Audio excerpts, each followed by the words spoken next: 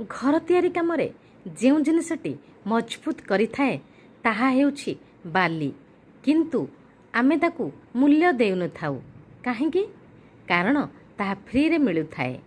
आम जीवन पई जहा आहुरी मूल्यवान से पानीयटी हेउछि पीवा पानी।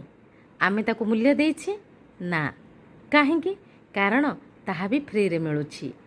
आउ आम जीवन पई आउ गोटे मूल्यवान हैला खोला पवन।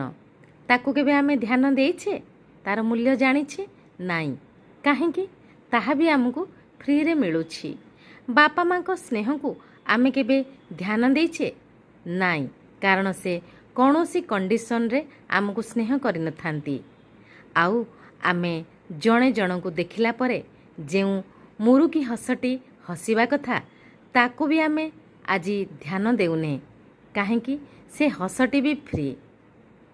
विचार करिवे।